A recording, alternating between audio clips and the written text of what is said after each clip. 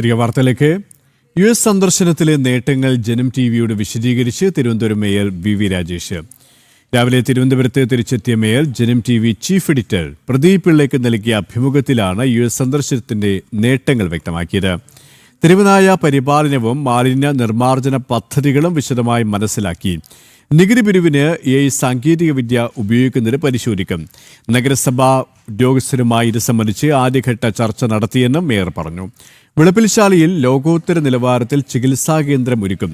മുഖ്യമന്ത്രിയുമായി അടുത്ത ദിവസം ചർച്ച നടത്തുമെന്നും മേയർ പറഞ്ഞു. നമ്മുടെ വിളപ്പിൽശാല 50 ഏക്കർ പ്രോപ്പർട്ടി കോർപ്പറേഷനുണ്ട്. അതിൽ നിന്നും കുറച്ച് സ്ഥലം മാറ്റി വെച്ച് കഴിഞ്ഞാൽ ഒരു ലോകോത്തര നിലവാരമുള്ള ചികിത്സാ കേന്ദ്രം അല്ലെങ്കിൽ റിസർച്ച് സെൻറ്റർ തുടങ്ങുന്നതിനെ കുറിച്ച് തിരുവനന്തപുരത്ത് കുറേ കാലമായി ഒരു ചർച്ച നടക്കുന്നുണ്ട്.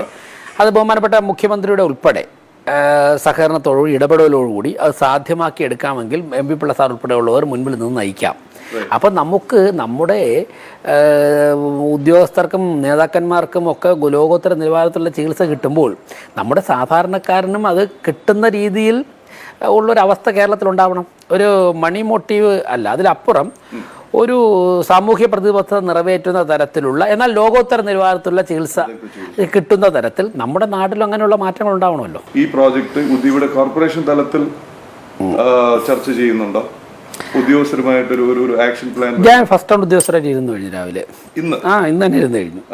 ഇന്നൊരു 1 മണിക്ക് 12:30 മണിക്ക് ഫസ്റ്റ് റൗണ്ട് ഉദ്യോഗസ്ഥരുമായി നമ്മളെ കോർപ്പറേഷൻ സെക്രട്ടറി, അവൈലബിൾ ആയിട്ടുള്ള കൗൺസിലർമാർ, പിന്നെ സൂപ്രണ്ടിംഗ് എഞ്ചിനീയർ ഉൾപ്പെടെയുള്ളവരുമായിട്ട് ഒരു റൗണ്ട് ഇരുന്നു. കാര്യങ്ങളൊക്കെ അവരെ അറിയിച്ചു.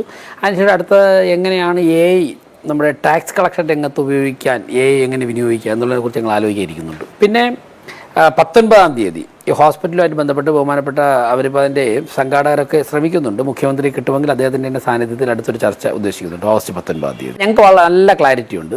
ഒരാശയം മുന്നോട്ട് വയ്ക്കുന്നു, ഒരു ചർച്ച മുന്നോട്ട് വയ്ക്കുന്നു. അതിൽ വിദേശ മലയാളികളുടെ സഹായമാണ് ചോദിച്ചത്. അതൊരു കോർപ്പറേഷൻ ചെയ്യാൻ സാധിക്കും.